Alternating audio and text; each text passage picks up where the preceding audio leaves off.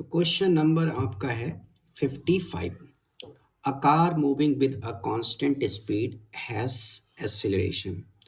अगर कोई car constant speed से मूव कर रही है, चल रही है, तो उसका एक्सेलरेशन क्या होगा? भाई बताया गया है अगर कांस्टेंट वेलोसिटी है v1 is equal to v2 है, तो डेल्टा v क्या हो जाएगा इसका?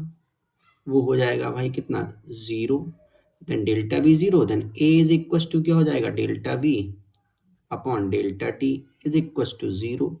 तो हमारा एक्सीलरेशन क्या हो जाएगा? जीरो।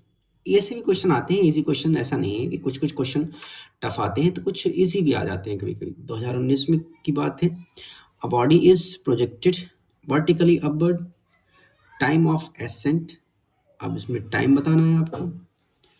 इजी क्वेश्चन भी आए हुए हैं तो इजी वाले भी आपको शो कराए गए हैं, यहाँ पर टफ वाले भी आपको दिखाए गए थे। A body is projected vertically upward, the time of accent.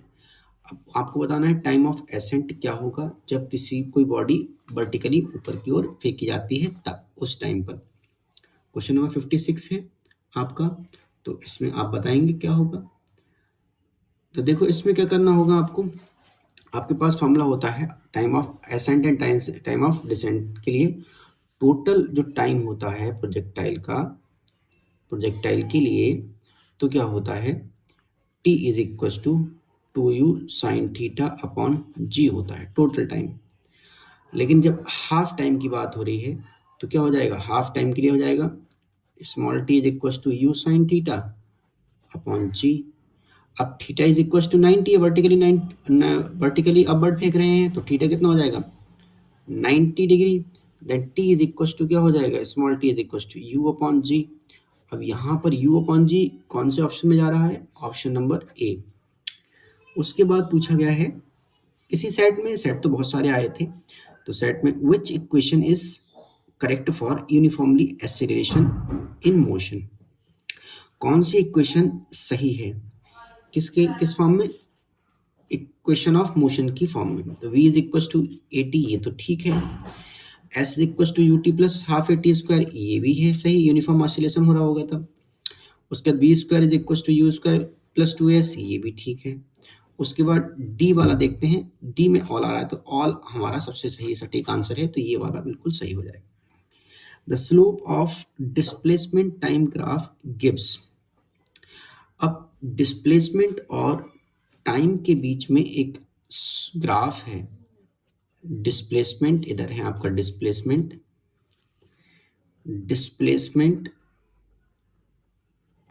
और इधर है आपका क्या? टाइम। इनके बीच का जो ग्राफ बन के आएगा तो वो आपको क्या दिखाएगा, क्या शो करेगा इसमें?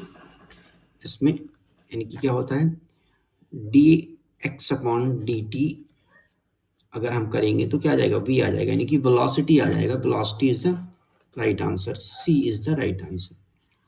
उसके बाद हम बात करते हैं a particle moving with constant acceleration has velocity proportional to. अब किसी भी पार्टिकल का क्या है?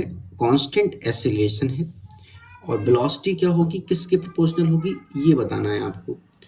देन आपके पास एक फॉर्मूला होता है v is equal to U plus A T. अब u तो हमारा सपोज कर लेते हैं एक टाइम पर u इज इक्वल टू क्या है? जीरो है। ये भी वेलोसिटी, ये भी velocity. Then v is equal to क्या हो जाएगा? a into T. और a क्या है? कांस्टेंट है, आपका दिया हुआ है क्वेश्चन में, देखो यहाँ पर कांस्टेंट एक्सीलरेशन। देन v क्या हो जाएगा? Proportional to t। v किसके हो जाएगा? Proportional t। b is the right answer हो जाएगा यहाँ पर आपका। अच्छा जी, उसके बाद क्वेश्चन नंबर 60 की तरफ जाते हैं। The SI unit of acceleration पहली है केजी पर मीटर स्क्वायर, बिल्कुल गलत। मीटर पर सेकंड, ये भी गलत हो गई। किलोमीटर पर आवर स्क्वायर, ये हो सकती है, लेकिन मीटर पर सेकंड स्क्वायर भी दिया हुआ है तो सबसे पहले हम इसको लगाएंगे। ये सब हमारी गलत हो जाएंगी क्योंकि अब ये कुछ इजी क्वेश्चंस थे तो इनको हमने करा दिया। अब ये थोड़ा सा अच्छा क्वेश्चन आया है और इसको करना है भी। तो इसमें दिया हुआ है the displacement time graph of two moving particle mix angle of 30 degree and 45 degree with the x-axis as shown in the figure. The ratio of their respective velocity. भाई एक ग्राफ दिया हुआ है ये आपको, इधर साइड में डिस्प्लेसमेंट है, वर्टिकली साइड में, यानी कि वाई एक्सिस पे हमारा क्या डिस्प्लेसमेंट है यहाँ, और ये टाइम एक्स एक्सिस पे है। यहाँ पर एक दिया हुआ है यहाँ पर v1 के लिए, ये 30 डिग्री दिया हुआ है v1 के लिए फॉर v1, और ये दूसरा वाला दिया है वो v2 के लिए दिया हुआ है फॉर v2 के लिए। अब आपको बताना है भाई, बताइए इनका रेशियो क्या होगा।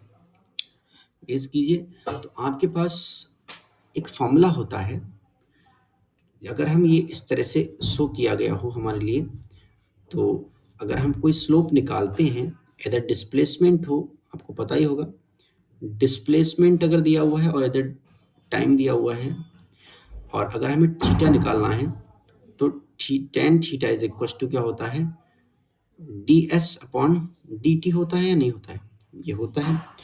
उसके बाद अगर हम बात करें, यही क्या हो जाएगा, v1 हो जाएगा।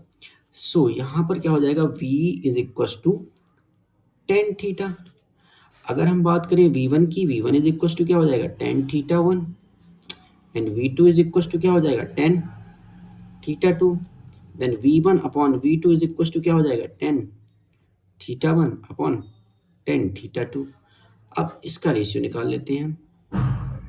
रेशियो क्या होगा, then v1 upon v2 is equal to tan 30 upon tan 45।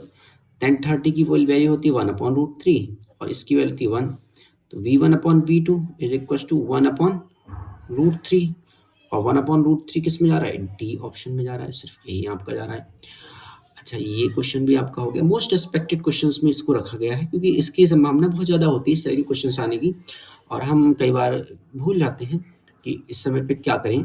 उस टाइम पर प्रेशर इतना होता है, अभी आप जानते ही हैं नीट के टाइम पर जब एग्ज़ाम हॉल में होते हैं हम लोग, तो बहुत ज़्यादा प्रेशर होता है। उसको हम कैसे फेस करते हैं, उस टाइम पर सही अगर दिमाग काम नहीं करता है उस समय सही तरह से, तो गलत होने की चांसेस बढ़ जाते हैं। तो हमें वही तो कम करना है, प्रैक्टिस करनी है अच्छे क्वेश्चंस की। उसके बाद क्वेश्चन है दिया हुआ, a vehicle travels half the distance with speed v and the remaining distance with speed 2v, its average speed is। देखो भाई, इस तरह के क्वेश्चन बहुत आ चुके हैं आपके, और आपको कराया भी गया है। तो देखो क्या है, अगर कोई ऑब्जेक्ट है, सपोज करो इसको ब्रीफली दिखा रहे हैं, उसमें हमने उस पर कराया था, आपको स्क्रीन रिकॉर्डिंग में हमने सिखाया था, लेकिन अगर हम यहाँ पर शो कर रहे हैं इससे। अब यहाँ पर आपको दिया हुआ है हाफ डिस्टेंस है, ये v स्पीड से जा रही है और दूसरी क्या है 2v से जा रही है। मतलब क्या हुआ, यहाँ पर ये हो गई v1 और ये हो गई हमारी क्या v2। हमने आपको एक फॉर्मूला बताया था, vab is equal to v average is equal to क्या हो जाएगा 2v1 v2 upon v1 plus v2। ये हमने फॉर्मूला आपको बताया था, सेम अप्लाई कर दीजिए भाई। V A B is equal to 2 into V into 2v upon v plus 2v, then क्या हो जाएगा 4v square upon 3v, v से भी कैंसिल हो जाएगा, then V A V is equal to क्या आ जाएगा आपका 4v अपॉन 3, और ये आपका आंसर आ जाएगा कौन सा निकल के 4v अपॉन 3 किस में है आपका, b is the right answer. आपका बी बिल्कुल सही है। इस तरह के क्वेश्चन बहुत आ चुके हैं। तो आज के सीरीज में जो आपका है मोशन इन वन डायमेंशन, ये आपका कंप्लीट होता है, completed motion in one dimension, motion in one dimension. और नेक्स्ट जो चैप्टर होगा, नेक्स्ट होगा हमारा मोशन इन प्लेन। बहुत ही इंपॉर्टेंट क्वेश्चन आएंगे और उनको आपको करना होगा, बहुत अच्छे अच्छे क्वेश्चन आते हैं उसमें। सो लेट्स लगातार तैयार करते रहें अपने सिलेबस को, और जल्दी ही आपका एग्ज़ाम होने वाला है मई में, तो कंटिन्यूसली अपनी तैयारी पर फोकस रखें। आज के लिए इतना ही, धन्यवाद।